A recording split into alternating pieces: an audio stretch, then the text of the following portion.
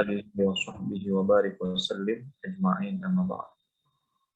اللهم أخرجنا من ظلمات الوهم وأكرمنا بنور الفهم وافتح علينا بنور العلم واسع أخلاقنا بالحلم. اللهم رب اشرح لنا صدورنا ويسر لنا أمورنا برحمتك يا أرحم الراحمين. رب يسر ولا تعسر، رب يسر ولا تعسر، رب يسر ولا تعسر، رب amin. Baik, sebelum saya teruskan, kawan-kawan, suara saya kedengeran ya? Kedengeran ya? Baik. Alhamdulillah, kedengaran Ustaz. Baik. Sebagaimana yang kita ketahui bersama, alhamdulillah malam hari ini kita dapat bersama-sama berkumpul dalam satu kajian online. Mudah-mudahan yang kita lakukan pada malam hari ini bisa menjadi asbab kita semua diberikan oleh Allah Subhanahu wa taala dengan kekuatan iman, kekuatan Islam, dan mudah-mudahan pembelajaran pada malam hari ini bisa menjadi penyemangat buat kita untuk bisa menjadikan Ramadan kita tahun ini jauh lebih baik daripada Ramadan yang sebelumnya. Bagi kawan-kawan yang sudah berpuasa di tahun-tahun sebelumnya, maka tugasnya adalah menyempurnakan kembali puasa tahun ini, bukan saja mengerjakan apa yang wajib, tapi memahami makna puasa itu sendiri, apa-apa sunnah yang bisa kita kerjakan di puasa di Ramadan kali ini. Dan bagi yang baru pertama kali puasa, mungkin materi kita adalah materi dasar tentang bagaimana seorang muslim melaksanakan ibadah puasa dan apa makna hakikat dari puasa itu sendiri. Untuk selanjutnya nanti kita mungkin akan banyak melakukan tanya jawab karena di Ramadan ini agak berbeda ya di tahun-tahun yang sebelumnya. Ya terkait vaksin nanti, ya terkait tentang hal-hal baru lah yang kita temui nanti yang kita akan diskusikan di akhir pertemuan. Baik. Yang pertama adalah tentang puasa itu sendiri, kawan-kawan. Puasa nanti dalam bahasa yang sering kita dengar, ada yang menyebutnya dengan saum, ada yang menyebutnya dengan siyamnya. Bahkan nanti kalau kita buka di dalam Al-Quran, dia disebutkan memang dengan dua kosakata itu. Jadi ada yang disebutnya dengan as-saum, bisa disebutnya dengan as-siyam. Dua-duanya disebutkan dalam Al-Quran. Baik. Yang pertama ada disebutnya dengan as-saum atau as-siyam dulu lah. Mungkin ayat yang sering kita dengar ya kawan-kawan. A'udzubillahi minasyaitonir rajim. Ya ayyuhalladzina amanu kutiba alaikumus-syiyam. Wahai orang-orang yang beriman, diwajibkan kepada kalian berpuasa. Jadi kalau siam nanti yang kawan-kawan dengar, itu lebih kepada kewajiban secara zahir. Tidak makan, tidak minum, tidak melakukan sesuatu yang membatalkan puasa dari pagi sampai sore. Dari azan subuh sampai kemudian azan maghrib. Itu siam. Jadi bahasa Arabnya puasa itu siam. Nanti juga dalam Al-Quran itu disebut dengan as-saum. Dua-duanya benar. Dalam ayat itu disebutkan ini nadartu lirrahmani sauma. Aku kata Sayyidatuna Maryam bernadar kepada Allah Subhanahu wa taala untuk melakukan saum. Bukan siam tapi saum. Nah, apa saumnya? Saumnya itu falan akan 5 yawma untuk tidak berbicara kepada manusia. Ini kepada maknawinya. Artinya begini. Puasa itu dipahami bukan cuma tidak makan, tidak minum. Tapi juga menahan diri untuk tidak melakukan sesuatu yang membatalkan pahala puasa. Karena nanti ada orang yang dari pagi sampai sore, sampai dari azan subuh sampai azan maghrib, ya dia tidak makan, tidak minum. Tapi dia tidak dapat pahala. Kenapa dia tidak dapat pahala? Karena tidak bisa menjaga telinganya, tidak bisa menjaga matanya, tidak bisa menjaga lidahnya. Maka yang puasa itu bukan cuma dohirnya kita saja, tapi juga hal-hal yang terkait tentang hati, dosa-dosa terkait tentang mata, yang akan mengurangi dengan pahala puasa kita, itu juga harus kita jaga. Baik, eh, itu sekedar gambaran tentang puasa. Nah, kemudian yang kedua, tentang pahala orang yang berpuasa. Kenapa pahala ini dibahas? Karena nanti dalam ibadah-ibadah yang lain, fadilat atau keutamaan puasa itu, keutamaan suatu ibadah itu biasa dijelaskan. Nah, untuk puasa itu ada hadis yang menjelaskan bahwa untuk urusan puasa itu pahalanya yang didapatkan dari ibadah wajib yang kita kerjakan yang akan kita dapat nanti di akhirat itu berapa? Apakah 100 kali lipat, 200 kali lipat? Untuk pahala ibadah puasa bahasanya kata Allah Subhanahu wa taala, adapun masalah puasa wa ana ujizi, apa saya yang akan memberikan pahala puasa. Kata Allah Subhanahu wa taala. Artinya begini, dia tidak lagi bisa dihitung dengan kalkulasi kita. Kenapa? Karena terlalu besar pahala yang diberikan bagi orang yang melaksanakan ibadah puasa. Nah, maka berarti mafhum mukhalafahnya, pemahaman terbaliknya, kalau orang yang berpuasa dapat pahala yang begitu luar biasa, berarti orang yang mampu puasa tapi tidak puasa, maka berarti dosanya juga luar biasa. Nah, jadi kawan-kawan yang sudah puasa, disemangati lagi dirinya, disemangati lagi keluarganya, yang baru pertama kali puasa, ini berjuang. Nah, perjuangannya berat, ya, sesuai dengan ganjaran yang nanti akan didapatkan. Di saat yang sama, kalau ganjarannya besar, berarti tanggung jawabnya besar. Kalau nggak dilaksanakan, maka berarti dosanya juga besar. Baik, itu sedikit singkat tentang pahalanya. Masih banyak di sini disebutkan tentang pahala-pahala puasa. Tapi yang jelas, yang paling luar biasa, wa ana ajzi. Aku kata Allah yang akan membalasnya. Berapa balasnya Allah? Karena udah terlalu besar. Baik. Dan insya Allah nanti untuk puasanya, hari apa akan dilaksanakan, kita tunggu saja nanti pengumuman dari pemerintah kapan itu puasa. Baik, selanjutnya adalah rukun-rukun puasa. Kita yang gampang-gampang aja ya. Rukun puasa. Puasa ini rukunnya tidak susah. Rukunnya itu cuma 2. Jadi artinya kalau orang sudah melakukan dengan 2 hal ini, maka sudah berarti puasanya sah. Puasanya itu sah hanya dengan melakukan 2 hal ini. Maka puasanya sudah. Apa yang pertama? Yang pertama adalah rukun puasa itu dia harus berniat. Mau pakai pendapat apapun, niat itu hukumnya wajib dalam puasa. Ya, di dalam hati. Niatnya itu kapan? Interval waktunya. Dari mulai azan maghrib sampai kemudian sebelum azan subuh. Selesai azan maghrib, kita sudah boleh berniat untuk berpuasa besoknya. Itu interval waktu. Sampai kapan? Sampai azan subuh. Makanya nanti di sebagian tempat ada bagi teman-teman yang belum belum tahu tentang niat puasa, makanya diajari. Ada anak kecil yang belum paham niat puasa, makanya dibimbing sama-sama. Nah, di sebagian masjid biasanya setelah sholat tarawih itu dibimbing sama-sama. Ayo sama-sama niat puasa. Yang mau dilafazkan niatnya boleh pakai lisan. Yang mau pakai dalam hati saja boleh. Yang wajib itu yang di dalam hati. Yang pakai lisan silahkan. Itu disunahkan menurut pendapat Imam Syafi'i. Menurut pendapat Imam Nawawi dalam madzhab Syafi'i. Nah, jadi diajari tuh sama-sama. Nanti kalau teman-teman kebetulan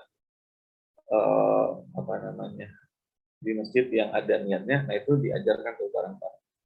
Bismillahirrahmanirrahim, niatnya nawaitu saumal ghadin an adai fardhi syahri ramadhana hadhihi sanati fardhu lillahi ta'ala. Nah, ini yang dilafazkan. Yang di dalam hati ini yang wajib. Aku sengaja berpuasa besok hari menunaikan fardu bulan Ramadan, fardu karena Allah Ta'ala. Sengajaku berpuasa besok hari menunaikan fardu bulan Ramadan, ini tahun fardu karena Allah Ta'ala. Seperti itu ya. Jadi diniatkan di dalam hati. Kapan niatnya? Setelah buka puasa boleh. Setelah sholat tarawih boleh. Nanti pas pada saat makan sahur boleh.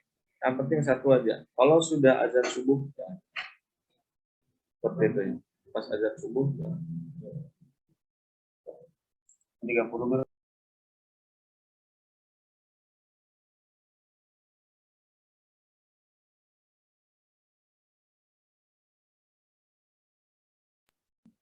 Baik, lanjutkan. Jadi yang pertama niatnya. Jadi niat itu jangan sampai tinggal. Nah, tapi begini, teman-teman. Puasa itu antara puasa hari pertama dan puasa hari kedua. Saya sebutkan aja ya. Menurut pendapat Imam Malik bahwa puasa hari pertama itu kalau mau diibaratkan seperti sholat di rakaat yang pertama. Puasa di hari kedua itu diibaratkan seperti sholat di satu sholat tapi di rakaat yang kedua. Puasa di hari yang ketiga itu seperti sholat, satu sholat masih dalam rangkaian satu ibadahnya sama, tapi di rakaat yang ketiga. Jadi simpelnya kata Imam Malik, puasa itu 1 bulan, itu adalah satu rangkaian ibadah. Satu rangkaian ibadah. Tapi kalau kata Imam Syafi'i, enggak. Puasa hari pertama itu beda dengan hari yang kedua. Implikasi hukumnya adalah, kalau puasa hari pertama itu berbeda dengan puasa di hari kedua, maka berarti puasa hari pertama niatnya 1 kali. Puasa di hari kedua itu berbeda dengan puasa yang kemarin, maka berarti perlu niat sendiri di hari yang kedua. Ibarat kata puasa hari pertama itu sholat subuh, niatnya sendiri. Puasa hari kedua itu sholat zuhur, niatnya harus sendiri. Puasa hari ketiga sholat asar, niatnya harus sendiri. Itu kata Imam Syafi'i. Tapi kata Imam Malik enggak.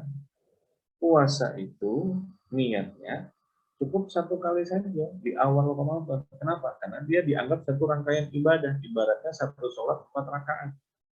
Hari pertama itu rakaat pertama. Itu kata Imam Malik. Nah, maka kata Imam Malik implikasi hukum, ya niatnya itu cukup nanti di awal pertama Ramadan. Nah, apa yang harus kita lakukan nih, kawan-kawan?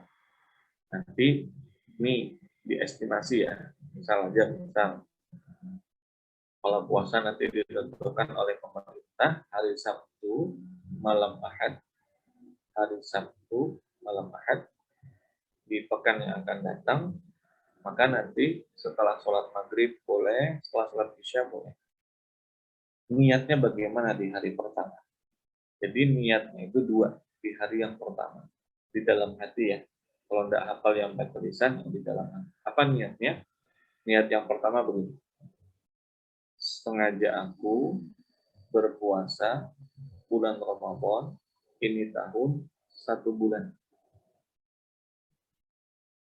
Fardu karena Allah Ta'ala. Saya ulang.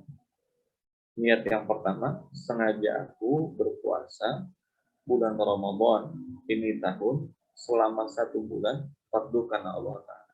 Ikut dengan pendapat Imam. Yang kedua, kita pakai juga pendapat Imam Syafi'i. Sengaja aku berpuasa besok hari. Itu bedanya. Kalau Imam Malik mengatakan berpuasa 1 bulan, kalau Imam Syafi'i karena dia tiap malam sengaja aku berpuasa bulan Ramadan ini tahun besok hari fardu karena Allah Ta'ala. Nah, apa hikmahnya kita pakai 2 niat? Jadi hikmahnya begini. Nanti kalau kebetulan di hari yang ke-15, hari yang ke-17, atau hari yang keberapa, kita kesiangan, lupa sahur. Nah, malamnya kan kita nggak sempat niat. Kalaupun tidak sempat niat, tetap sah nggak puasanya? Kalau pendapat Imam Syafi'i tidak sah. Kenapa? Karena setiap malam itu harus niat. Malamnya kita tidak sempat niat, besoknya itu tidak puasa, tidak dianggap puasa. Nah, Tapi karena kita di awal puasa, ikut pendapat Imam Malik juga, kita berpuasa selama 1 bulan, maka yang malam itu tidak sempat sahur, tidak sempat niat, besoknya kita puasa, itu tetap dianggap sah puasa. Ikut pendapat Imam Malik. Dan yang kedua, kalau ternyata nanti, mudah-mudahan kita semua panjang umur, sehat badan, kalau ternyata ada orang yang wafat sebelum hari raya, karena dia sudah berniat berpuasa selama 1 bulan, seperti pendapat Imam Malik tadi, maka pahala puasanya tetap diberikan kepada kita. Seperti itu ya. Baik. Itu yang pertama. Yang penting nanti niat di malam pertama Ramadan itu niatnya 2. Niat berpuasa selama 1 bulan, yang kedua niat berpuasa besok hari. Nah, nanti hari yang kedua, hari yang ketiga, keempat, lima, dan 6, niat juga jangan lupa setiap malam. Sengaja pun berpuasa besok hari fardu karena Allah Ta'ala. Ini tahun fardu karena Allah Ta'ala. Setiap malam itu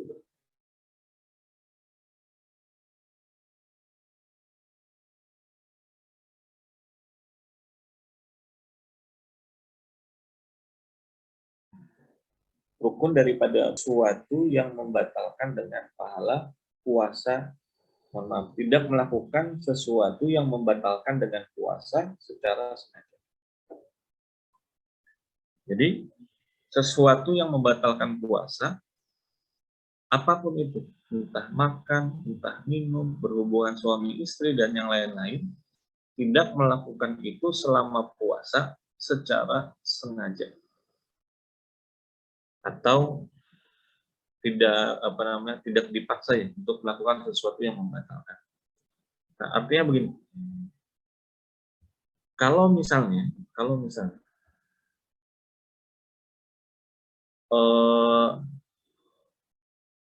ada orang yang makan nasi kuning, ini contoh aja ya, contoh. Pada saat Ramadan, ya namanya orang pertama kali puasa, tiba-tiba di hari pertama makan nasi kuning 3 piring. Batal nggak puasanya? Enak betul ya, makan nasi kuning 3 piring bulan puasa.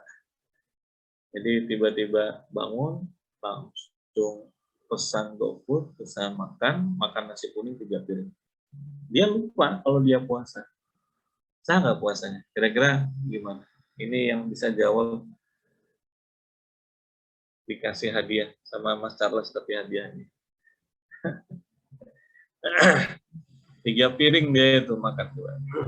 Batal nggak puasanya? Nggak batal, kawan-kawan. Kenapa? Karena dia lupa. Itu ya. Dia lupa. Ya, apa yang harus dia lakukan? Ketika diingatkan, ini tugas kita. Kalau ada kebetulan keluarga kita yang kita lihat melakukan sesuatu yang membatalkan puasa, apa yang harus dilakukan? Kita harus menegur saat itu. Nah, kita lihat tuh dia makan 1 piring, pas makan piring ketiga, kita lihat apa yang harus kita lakukan? Kita harus tegur. Nah, saya bilang, loh, nggak puasa mas? Mbak, nggak puasa? Astagfirullah, sudah makan nasi kuning 3 piring. Nah, setelah itu, dia kan udah sempat minum ya. Tapi sudah makan, udah sempat minum. Akhirnya cegukan. Nah, sampai kemudian nggak bisa napas. Sampai kemudian mau mati misalnya. Jadi kata dokter, ini kalau nggak minum, mati ini. Apa yang harus dilakukan? Dia boleh minum, tapi puasanya batal. Nah, seperti itu ya. Nah, jadi yang kedua, rukun puasa itu tidak melakukan sesuatu yang membatalkan puasa secara sengaja. Baik, maka pertanyaannya buat kita adalah, apa-apa saja yang membatalkan dengan puasa? Satu, yang membatalkan dengan puasa itu banyak. Di antaranya, yang pertama, makan dan minum. Jadi ya makan itu nanti kaidah umumnya adalah sesuatu yang membatalkan puasa. Yang pertama adalah memasukkan sesuatu ke dalam tubuhnya dari anggota tubuh yang terbuka. Masukkan sesuatu ke mulut, itu kan membatalkan. Mohon maaf, apapun itu nanti di anggota tubuh. Makanya nanti hati-hati kalau udah bulan puasa. Kalau usah pakai obat tetes mata dulu. Kenapa? Nanti karena ada pendapat yang bilang bahwa ketika kita masukkan obat tetes mata itu batal puasanya. Kenapa? Memasukkan sesuatu ke dalam anggota tubuh yang terbuka. Mata, hidung. Itu kalau netesin air ke hidung masuk ke tenggorokan, batal puasa. Kalau dimasukkan ke mata, itu kan kadang perasa ya, itu juga batal puasa. Nah, entah makan, entah minum, itu ya.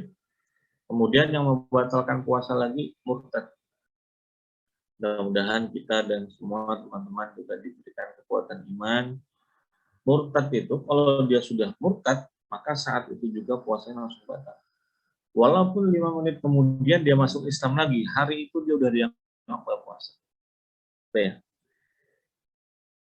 Yang ketiga, yang membatalkan puasa adalah haid, nifas, dan melahirkan. Nah, ini ya kawan-kawan. Buat perempuan, biasanya begini. 5 menit lagi buka puasa.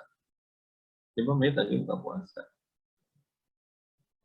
Sudah siap-siap mau buka puasa, makanan sudah disediakan, tiba-tiba keluar darah haid. Maka saat itu, hari itu puasanya tidak dianggap. Dan hari itu dia dianggap batal puasa. Sedih ya. Karena sudah seharian, udah tinggal mau buka puasa, tiba-tiba batal. Ya sedih banget kan? Tapi jangan khawatir. Secara hukum fikih, secara zahir memang puasanya nggak dianggap. Tapi pahala puasa tetap diberikan kepada diri. Kenapa? Ya, yang sudah dia puasa itu berapa? Ya dia tetap berdapat. Baik. Kemudian junun. Junun itu artinya gila ya. Kalau gila itu walaupun sebentar itu sudah membatalkan puasanya. Nah, adapun kalau gila itu udah ya, itu udah batalkan puasa. Tapi kalau kayak pingsan, mabuk itu ya nggak sadar. Kalau junun ini kan lebih kepada akal ya. Kalau ilmu itu pingsan. Nah, kalau pingsan itu orang pingsan itu batal nggak puasanya? Kalau pingsannya itu seluruh hari dari sebelum azan subuh sampai buka puasa dia pingsan itu udah dianggap puasa. Tapi kalau pingsannya cuma sebentar itu puasa tetap dianggap. Gitu ya. Baik. Selanjutnya yang membatalkan puasa, nah ini hati-hati buat teman-teman yang sudah menikah. Jangan melakukan hubungan suami istri pada saat siang Ramadan. Kalau orang itu melakukan hubungan suami istri pada saat siang Ramadan, maka berarti puasanya batal dan di saat yang sama dia harus bayar kafar. Kafaratnya apa? Puasa. Jadi Ramadan itu dia harus puasa, nanti setelah Ramadan dia wajib lagi puasa selama 2 bulan. Berapa itu 2 bulan? 2 bulan berturut-turut. Selama 60 hari dia harus puasa. Nggak boleh putus puasanya. Kalau putus puasanya kurang lagi dari pertama. Nah, kalau nggak mampu, maka diganti dengan membayar fidyah. Berapa fidyahnya? Memberikan makan 60 orang miskin. Cari 60 orang miskin. Satu orang itu 1 mud. 1 mud itu berapa ya? Ada ukurannya 1 mud itu kurang lebih kayak gelas seperti ini. Itu 1 mud. Nah, itu yang harus diberikan kepada orang miskin. Baik, berhubungan suami istri berarti membatalkan puasanya juga. Selanjutnya yang membatalkan puasa adalah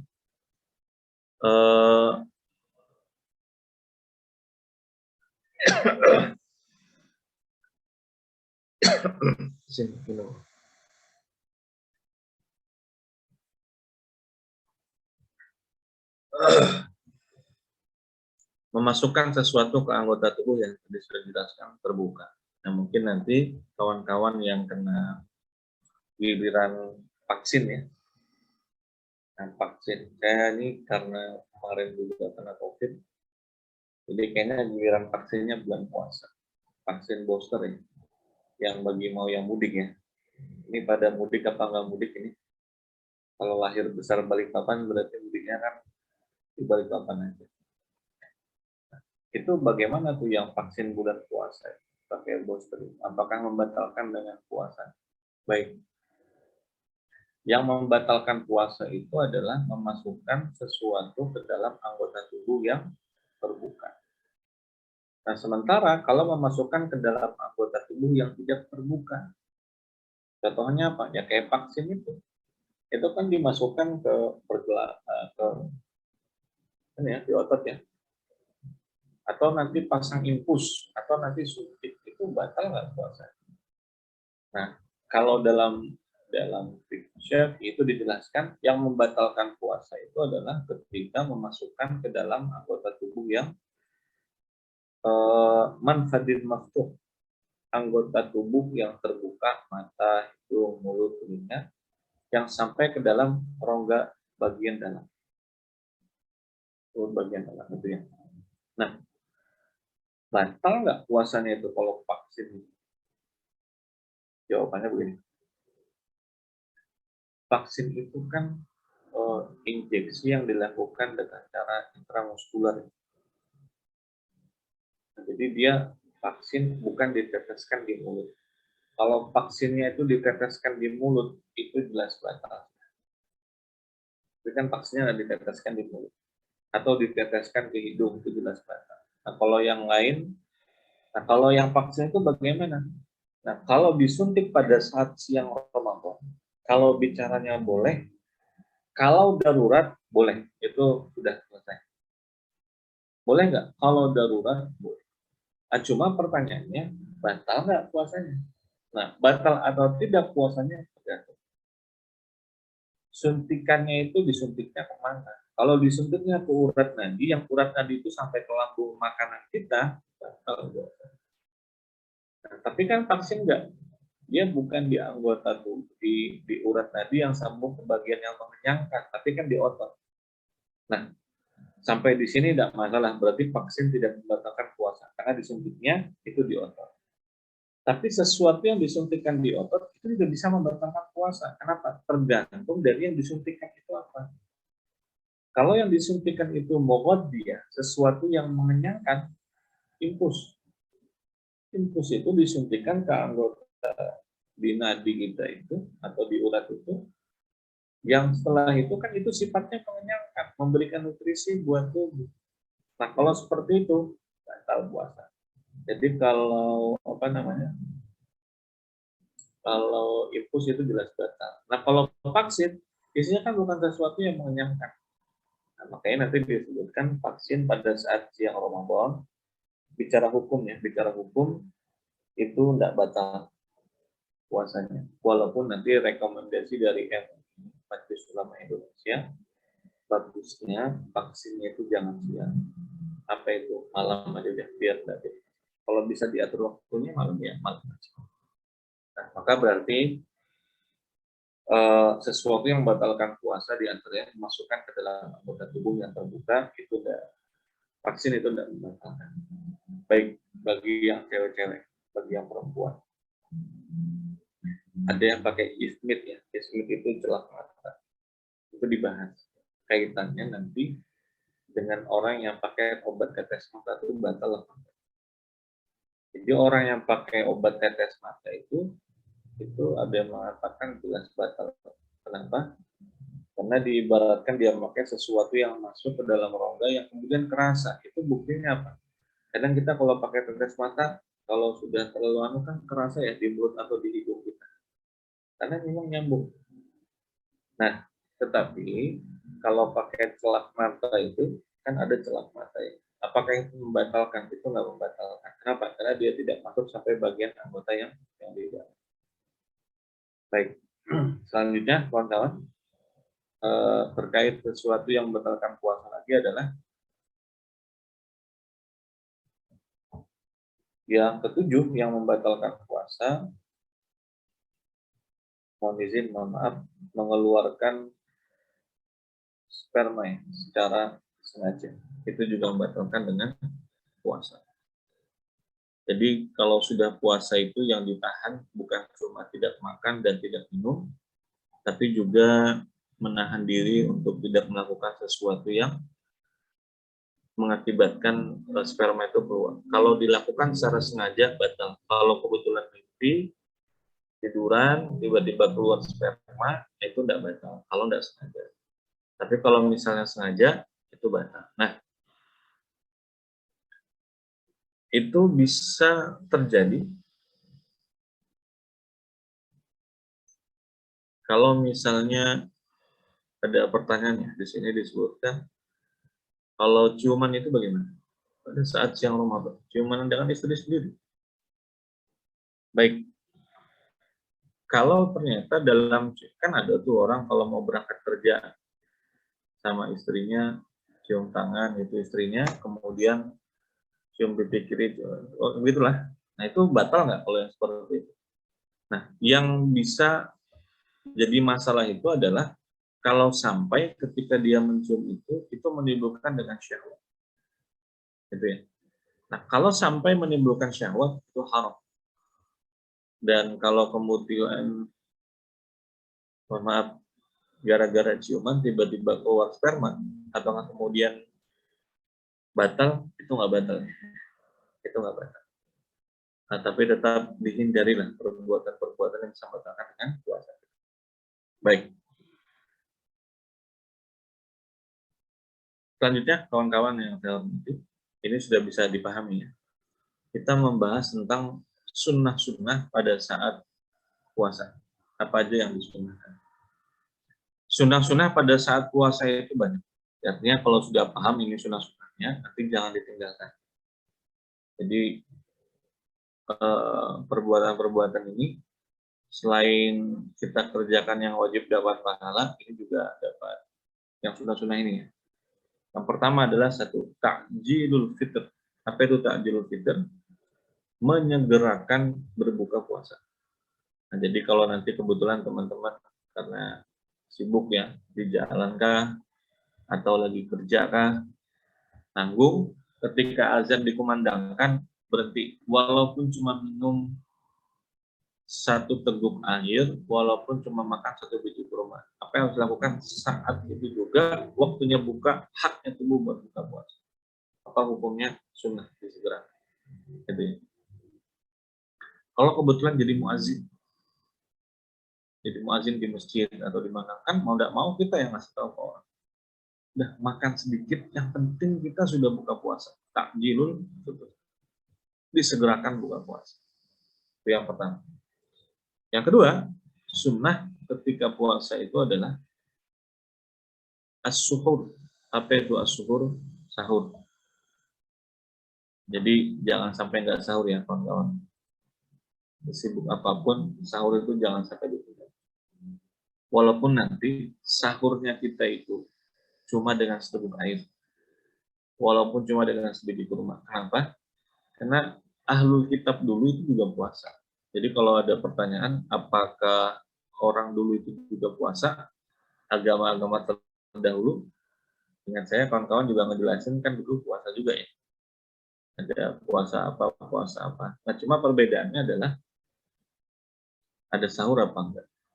Nah, kalau di dalam Islam itu sahur disunahkan. Maka kata Nabi, di seluruh puasa itu diantaranya adalah dijelaskan hikmahnya bukan agar bisa berbeda dengan ahlul kitab. Nah, cuma waktu sahur itu kapan? Jangan habis tarawih makan terus bilang sahur. Enggak.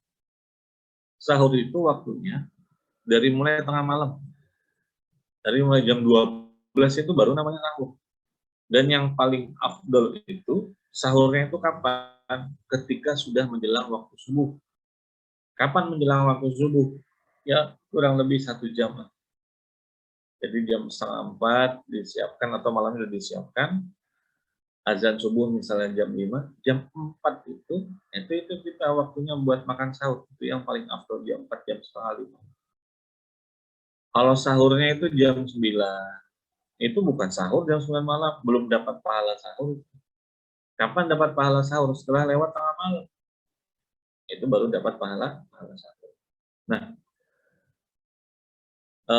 kapan itu dapat pahala sahurnya? Oh ya beda-beda. Kalau yang apa namanya di jam 1, jam 2 juga, kalau kita agak agak terlalu cepat ya sahur ya, nanti laparnya kan juga terlalu cepat. Nah, seperti itu. Baik, sunnah yang selanjutnya adalah, ini buat kawan-kawan, memang gimana ya, puasa di Balikpapan ini antik lah, dan seru rasanya. Seru itu gimana ya? Biasanya ada sore-sore, nggak tahu saya tahun ini ada pasar Ramadan apa enggak. Jadi kenangan ya, pasar Ramadan. Jalan, beli kue, sore-sore. Mungkin teman-teman ada yang sering jalan-jalan ya, kalau pas pada saat buka puasa. Nah itu kalau kita jalan ke pasar Ramadan itu, beli-beli kue, atau sore-sore itu jalan, itu Masya Allah, nafsunya itu luar biasa. Beli ini, beli ini, beli ini, beli ini. Habis semuanya itu diborong. Itu kalau pas buka puasa emang kemakan atau enggak? Nah, makanya nanti yang paling afdol, luar biasanya, itu bahkan diatur. Yang paling afdol buka puasa nanti pakai apa? Pakai kurma. Nah, kurma itu kan jenisnya banyak ya. Ada kurma tamar, itu kurma yang sudah matang. Allah alam, dalam kitab yang saya baca ini, yang paling bagus itu kurmanya kurma rutok. Nanti coba cari ya. Di Balikpapan ada kok yang jual kurma rutok. Kurma rutok itu kurma yang setengah matang. Jadi atasnya itu coklat, bawahnya itu agak kuning. Coba nanti taruh di kulkas, dan pada saat mau buka puasa, apa namanya? Pada saat mau buka puasa, coba buka puasa pakai, Masya Allah. Ada yang pernah coba nggak buka puasa pakai roti? Ini obatnya itu luar biasa. Nanti ya saya ada waktu dijual di toko-toko yang jual barang dari Makkah itu. Itu nanti coba cari lumayan sama tuh. Taruh di kulkas, nah, ini wah, luar biasa. Nanti dicoba.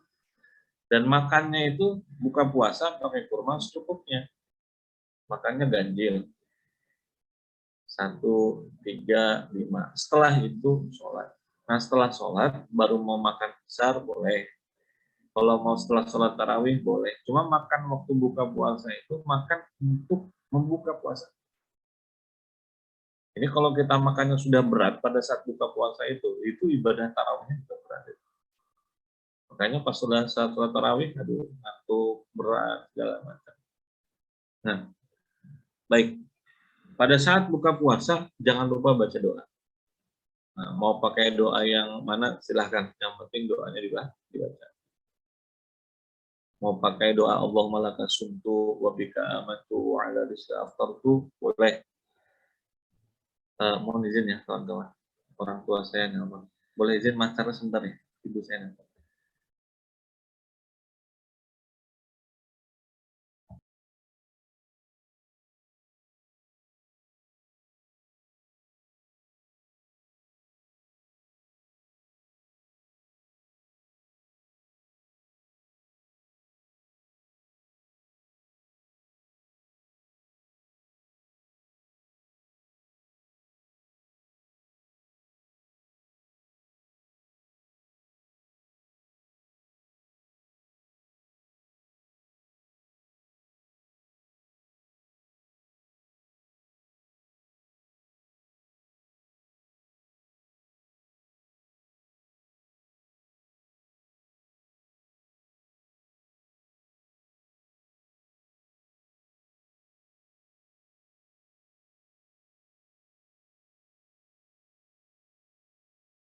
Ya, dhahaballahu ma'u wa batala'atil uruku wa sabat ajul insyaallah, itu boleh. Yang penting pada saat buka puasa jangan lupa baca doa. Itu ya. Dan lagi kawan-kawan, karena ini bulan Ramadan, bulan disuruh banyak kita berbagi, di antara sunnah yang jangan ditinggalkan, apa itu banyak memberikan sodakoh, utamanya pada saat orang buka puasa. Itu ya. nggak apa-apa, walaupun yang kita jadi memberikan orang buka puasa itu pahalanya besar. Bahkan disebutkan man fattara sha'iman, barang siapa yang membukakan orang yang berpuasa, dia akan dapat pahala seperti orang yang berpuasa itu tanpa mengurangi pahalanya sedikit pun. Kama qala Nabi sallallahu alaihi wasallam, hadis riwayat At-Tirmidzi, Ibnu Huzaimah dan Ibnu Hibban. Jadi kita bukakan itu bukan berarti belikan nasi padang apa segala macam. Itu yang sempurna banget. Kalau ibaratnya kita belikan kurma, makan kue kecil, ada aqua, itu udah membukakan orang yang berpuasa. Itu kita juga udah dapat pahala. Gitu ya. Jadi semampu kita lah, berapa kita bisa bukakan. Dan buat kita, kawan-kawan, nanti kalau sudah dikasih orang buka puasa, kue segala macam, doakan orang yang ngasih kita buka puasa. Tapi kalau diundang makan, itu pasti ngedoakan orang yang ngasih beliau. Allahumma barik lahum waghfir lahum warham. Allahumma barik fima razaqtahum. Ya Allah, berikanlah keberkahan pada Engkau yang berikan rezeki kepada mereka, dan ampunilah dosa mereka dan berikan rahmat kepada mereka. Seperti itu ya. Jadi bukakan orang yang berpuasa. Pakai apa? Silahkan. Pakai apa aja boleh. Dan selanjutnya adalah kalau kebetulan ada yang mandi junub atau berhadas pada saat Ramadan, sunnahnya itu mandinya sebelum azan subuh. Kalau sesudah azan subuh ya boleh juga sih, cuma nanti takutnya nggak sempat sholat tahajud kan, jadinya gara-gara mandi besarnya itu dilakukan setelah azan subuh. Baik, selanjutnya adalah melaksanakan sholat tarawih setiap malam. Hadis Nabi, mengqama Ramadan, barang siapa yang mendirikan malam bulan Ramadan, maka sholat tarawih, karena iman dan ikhlas akan diampuni dosanya yang terdahulu. Nah, jadi apa tuh amalan yang jangan sampai ketinggalan sholat tarawih? Kalau nggak bisa di masjid atau di karena ada udzur, sakit atau apa, di rumah sama anak-anak sama istri di rumah. Kalau nggak bisa juga sendirian, nggak bisa berdiri, boleh nggak sholat tarawih itu duduk? Boleh. Dalam mazhab Imam Syafi'i, sholat tarawih itu boleh nggak duduk? Boleh. Ambil kursi, duduk, Allah. Boleh nggak? Tapi dia masih mampu berdiri. Dalam mazhab Imam Syafi'i, sholat sunat itu walaupun mampu berdiri, boleh dilakukan dengan duduk di kursi. Dan duduk di kursi, mau duduknya di mana itu di atas sejadah bersila misalnya, atau dengan duduk iftirash, duduk antara dua sujud, boleh, silakan. Yang penting jangan sampai ditinggalkan tarawihnya dan kemudian juga itu. Baik. Selanjutnya adalah amalan yang sampai ditinggalkan buat kawan-kawan, Quran. Qurannya harus ditarget. Yang sudah bisa baca Quran, alhamdulillah. Yang sudah punya hafalan, alhamdulillah.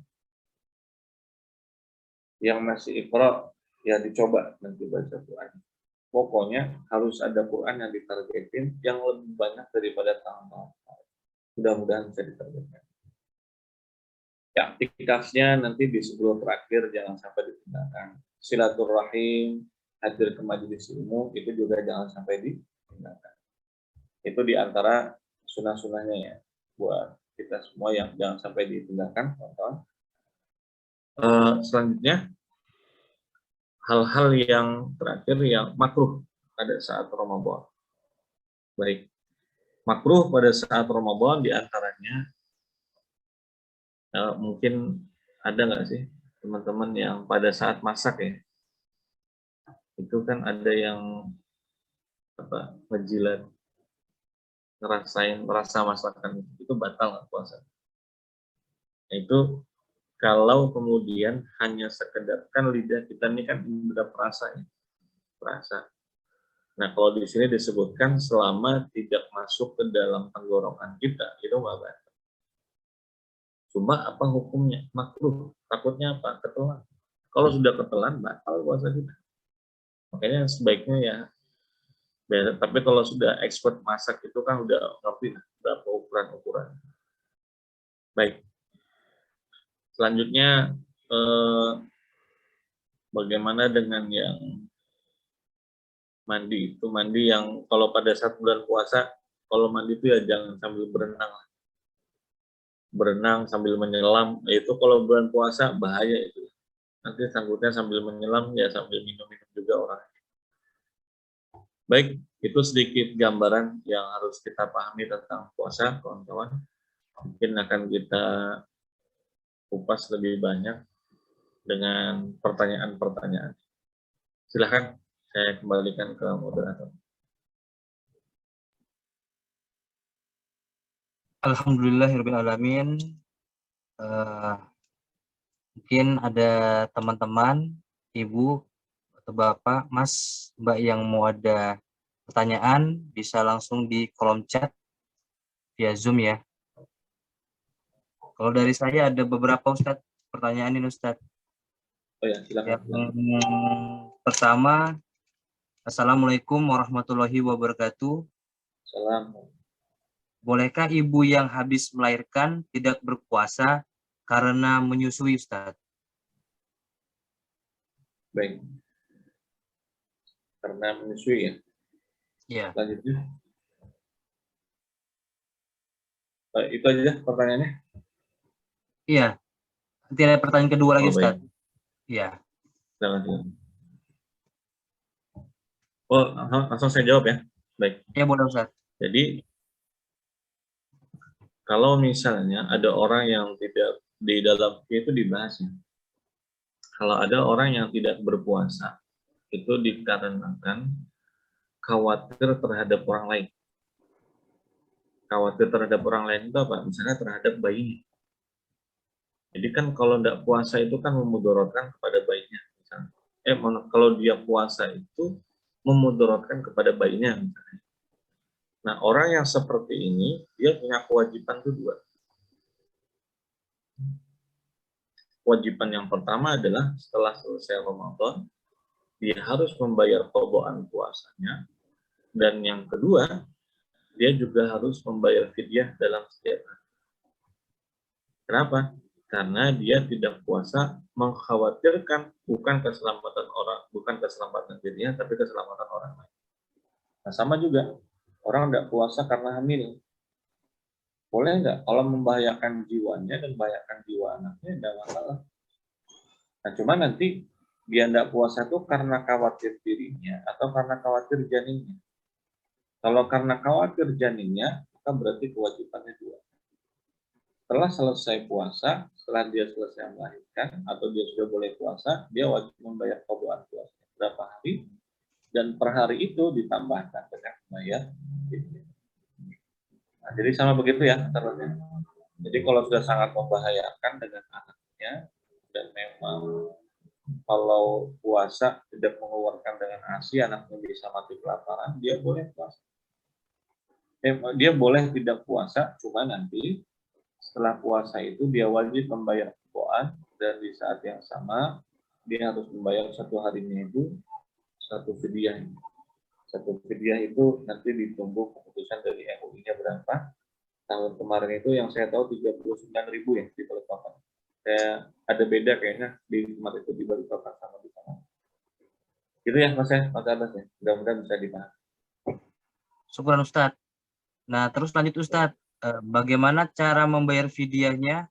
Apakah per hari atau pas bayar zakat fitrah Ustadz? Baik. Bayar fidyah itu kapan? Apakah membayar fidyah itu pas pada saat zakat fitrah atau kapan? Nah, jadi berapa hari kita tidak puasanya dihitung. Misalnya 5 hari. Nah, setelah 5 hari, alhamdulillah, misalnya asinya itu bisa ditabung. Bisa ditabung itu maksudnya ditempatkan di satu tempat, nanti dikasihkan ke anak. Atau apalah cara seperti apa. Nah, di hari ke-6 Ramadan sudah bisa puasa. Di saat itu kita sudah bisa bayar fidyah. Gitu ya. Atau begini, hari ini kita nggak puasa. gara-gara menyusui tadi. Kita kan punya kewajiban dua. Yang pertama membayar qadaan puasa, yang kedua membayar fidyah. Ingat loh ya, bukan cuma bayar fidyah saja, tetap wajib mengqadha puasanya bagi ibu yang menyusui,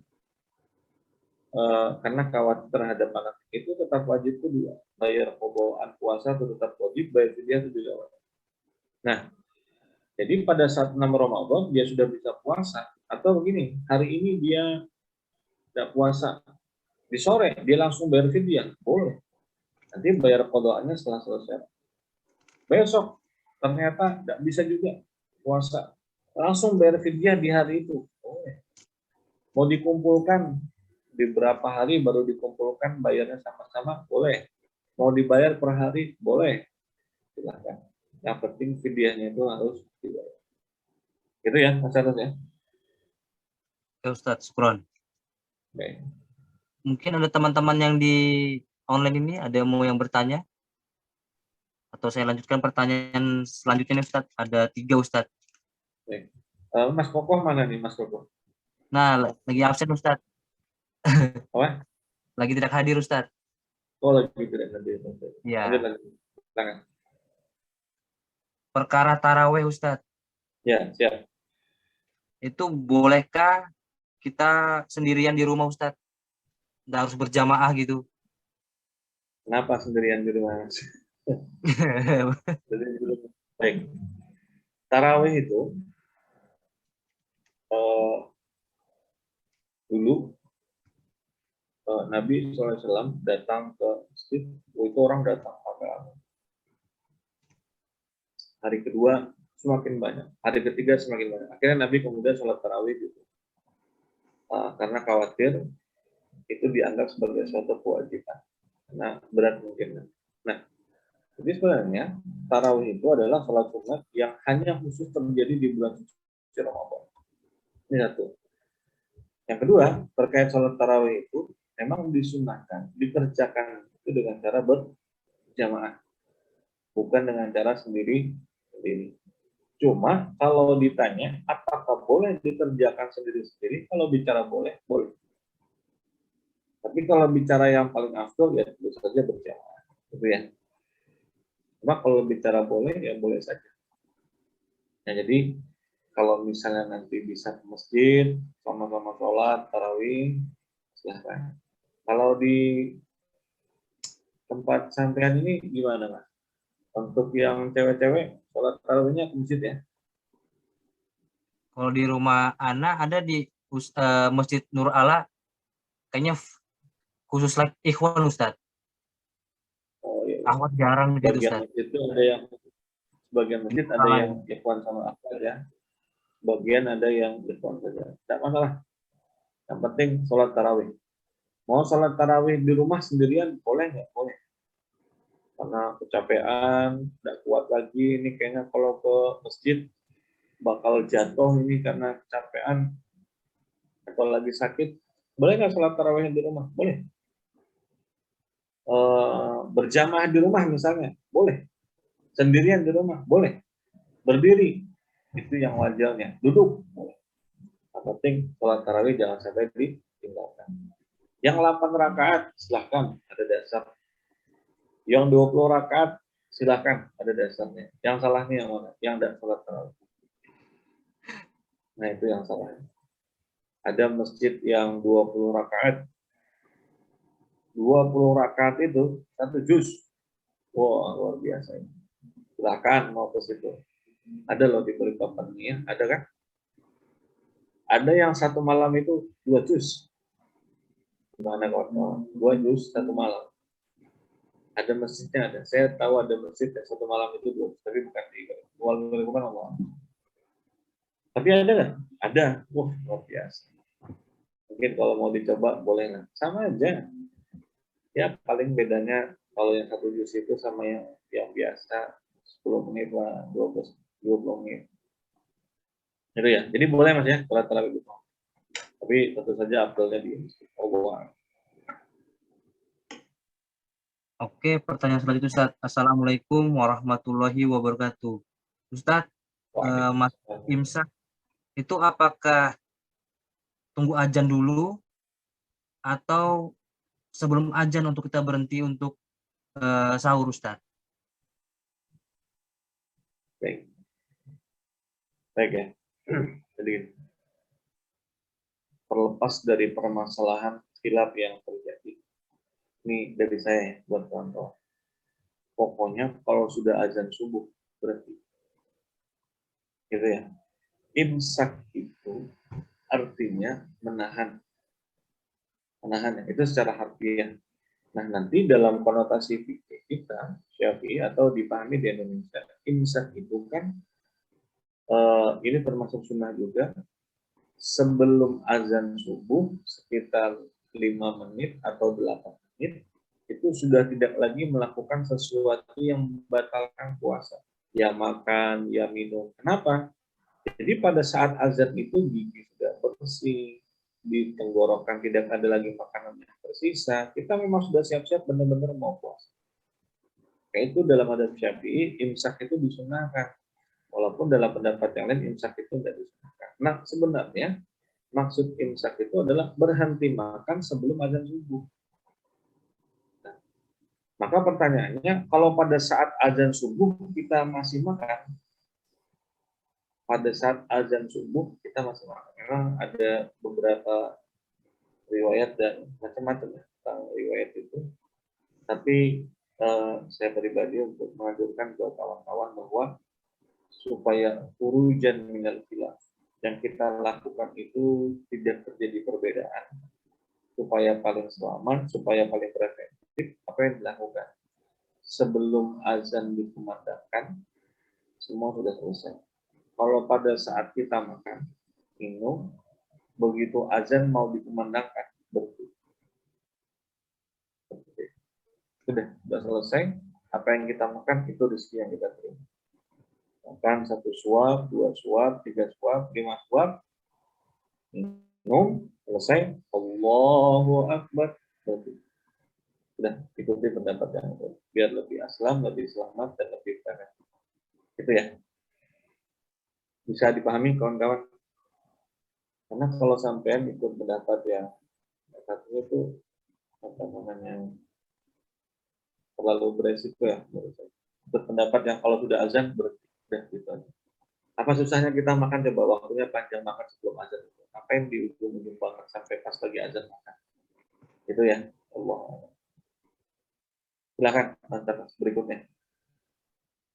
Ini Ustadz, mengenai di bulan puasa itu kan tidak sengaja, misalnya kayak tahantuk atau jatuh gitu Ustadz, terus tergigit tuh berdarah itu kayak bibir atau lidah. Nah, terus tuh ada rasa asin-asin Ustadz.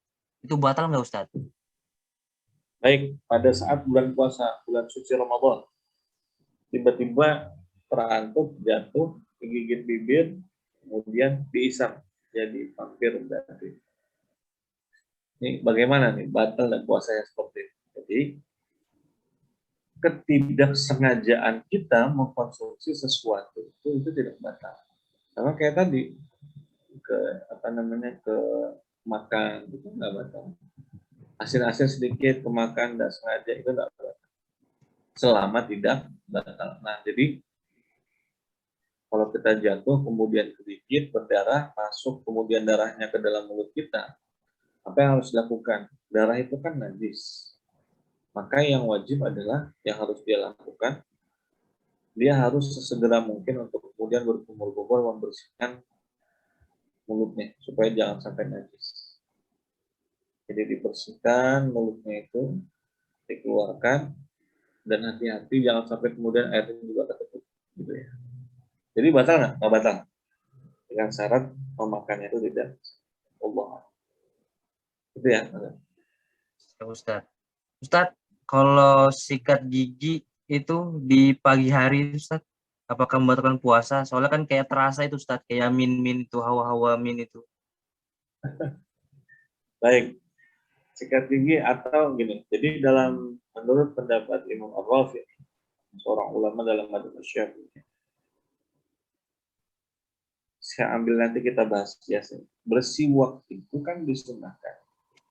Tapi setelah azan zuhur itu hukumnya makruh. Menurut Imam Rafi, menurut Imam Nawawi itu tidak makruh. Baik, kalau kita mau analogikan, kan ujung bagian siwak itu mirip sama ujung bagian sikat gigi. Kalau nggak pakai mint atau nggak pakai pasta gigi. Jadi kalau cuma sikat aja, itu nggak masalah ya. Nggak membatalkan selama tidak tertentu. Cuma kalau pakai pasta gigi, nah ini beda kasus. Kalau pakai pasta gigi, jadi berkumur-kumur, itu kan juga bisa membatalkan airnya itu. Apalagi ada rasa pakai mint segala macam. Nah, berkumur-kumur itu kalau dilakukan berlebih-lebihan. Satu. Dan yang kedua, tidak terkait dengan ibadah. Itu bisa batal puasa. Tapi kalau kita berkumur-kumur, tapi terkait dengan ibadah, mau sholat kan disunahkan kumur-kumur. Dan kemudian tidak berlebih-lebihan, tiba-tiba keteguk, itu nggak batal. Tapi kalau dua syarat ini tidak terpenuhi, itu bisa batal. Apa dua syarat? Berlebih-lebihan, dan yang kedua, bukan pada saat ibadah yang disunahkan, itu bisa batal. Nah, sekarang dia sikat gigi pagi hari itu karena apa? Mau karena wudhu, kan memang salah satu sunnahnya sebelum berwudhu kan bersiwak. Bukan.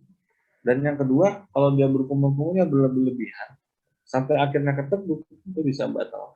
Jadi apa yang harus dilakukan? Kalau mau sikat gigi itu hati-hati. Anu aja lah, kalau bisa itu sudah kumur-kumur dikit aja. Kenapa?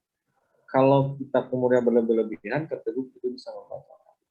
Nah, apalagi ada hadis yang menjelaskan, tapi kan nanti bau mulutnya kan nggak enak. Bau mulut orang puasa itu kan seperti rifle misk, baunya minyak kasturi. Mana ada katanya bau kasturi, tetap aja baunya nggak enak. Ya karena orang itu kalau sudah dicintai oleh Allah Subhanahu wa taala, orang itu kan kalau sudah dicintai, apapun yang jelek itu kan terlihat baik. Gitu. Nah, jadi hati-hati dengan kalau mau sikat gigi itu hati-hati. Nanti keteguk, kalau keteguk nanti bisa batal. Tapi tidak sengaja. Tapi kan sikat giginya sengaja. Itu. Sudah Allah alam bisa. Gitu ya Mas Yesay. Mas Charles. Syukur Ustadz atas jawaban Ustadz. Nah Ustadz, ini ada pertanyaan lagi Ustadz satu. Pandangan Ustadz tentang puasa nisfu Saban. Apakah pernah dilakukan di zaman Rasulullah Ustadz? Baik. Apakah puasa nisfu Sya'ban pernah dikerjakan di zaman Nabi? Pada dasarnya, hadis dalam riwayat Aisyah radhiyallahu anha ketika beliau mengatakan apa yang dikerjakan oleh Nabi, Mara'aitu Rasulullah SAW, aku tidak pernah melihat Rasul SAW berpuasa sangat banyak sekali seperti beliau berpuasa di bulan Sya'ban. Jadi puasa di nisfu Sya'ban itu yang bisa dipakai dalilnya adalah dari umum. Apa dari umum yang hadis sahih. Artinya memang di bulan Sya'ban itu kita disunahkan puasa. Mau dipuasa di awal boleh, di 3 boleh, di 7 boleh, di 15 boleh, di anu boleh. Jadi orang yang berpuasa di 15 Ramadan itu ya boleh saja. Kenapa? Karena memang Nabi mengatakan bahwa aku tidak melihat Rasul berpuasa yang sangat banyak kecuali beliau berpuasa pada saat di bulan Sya'ban. Artinya saking banyaknya itu loh beliau puasa. Nah, jadi kalau ditanya apakah Nabi berpuasa di bulan Sya'ban di tanggal 15 itu, satu yang jelas. Apa itu? Nabi di bulan Sya'ban puasanya banyak. Itu ya. Jadi bahasanya kalau dia puasa di 15 Sya'ban, ya alhamdulillah puasa daripada nggak puasa sama sekali. Mau di awal boleh, mau di 3 boleh, mau di 17 boleh, mau di anu boleh. Yang penting puasa. Gitu ya. Apalagi kalau punya hutang puasa, dibayar berarti hutang puasa. Ya kira-kira seperti itu. Nah, Syukur Ustadz atas jawabannya Ustadz dan penjelasannya. kawan-kawan, mungkin saya tambahkan sedikit ya dari pertanyaan-pertanyaan ini. Ini gara-gara corona ini, jadi akhirnya macam-macam hiburan. Yang hiburan bukan cuma yang anak-anak, yang dewasa hiburan juga. Ada yang ibu-ibu nonton drama Korea, yang bapak main PS5. Nah ini main game online ini boleh nggak sih buat puasa? Jadi gini, kalau pernah dengar ya, hadis ini walaupun diperdebatkan, tapi ada disebutkan singkat saya di takrib oleh Imam Ad-Dailami, orang yang tidur bulan puasa. Nah, sama yang main-main tadi ya, nonton drama Korea segala macam. Bulan puasa itu bulan yang dipakai buat ibadah. Jadi kalau dipakai buat yang lain-lain, ya nggak apa-apa sih, cuma waktunya diatur, di manage dengan baik. Maka kalau kemudian tidur saja, ada wanaumuhu ibadah, tidurnya orang puasa saja itu ibadah, itu kan ada aturan. Orang yang tidur itu, yang malamnya itu ibadah. Siangnya tuh kecapean, akhirnya ketiduran. Itu ada batasan. Kalau dari pagi sampai zuhur tidur, habis asar tidur, itu bukan lagi sunnah, tapi makruh. Bahkan kalau sampai ketinggalan sholat, haram hukumnya. Nah, sama yang nonton drama Korea, yang main PS. Ya, kalau mau main-main 1 jam, setengah jam, ya silahkan buat rehat-rehat sejenak. Tapi kalau dari pagi sampai zuhur, habis zuhur main lagi, habis asar main lagi, nonton lagi. Apa hikmah puasa dari itu? Nggak ada hikmahnya berarti puasa. Habis itu pas buka puasa, nonton drama Korea. Dari pagi sampai buka puasa. Jedanya itu cuma kamar mandi sama sholat. Dengan lantangnya pas buka puasa bilang, tidak terasa ya puasa hari ini. La haula wala quwwata illa billah. Dan puasa terasa macam apa? Ya bagi dia tidak terasa, bagi yang lain tidak terasa. Itu ya seperti itu. Dan nanti insya Allah, ini bulan puasa tetap jalan Mas Charles atau bagaimana?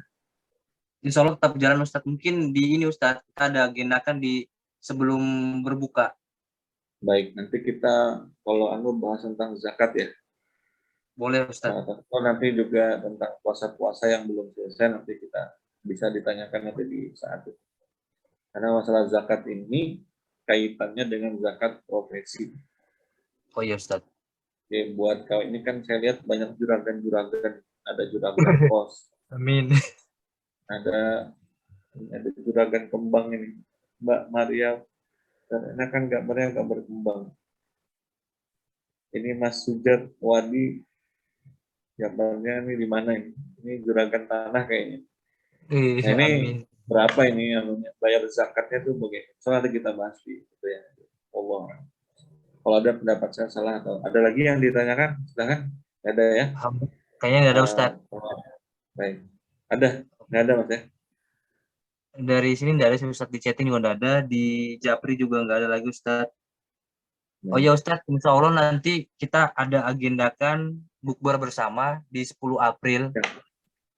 Insya Allah nanti kalau misalnya Ustadz bersedia, insya Allah ini masih kita agendakan, nanti semoga Ustadz bisa. Hari apa itu Mas? Ya Ustadz.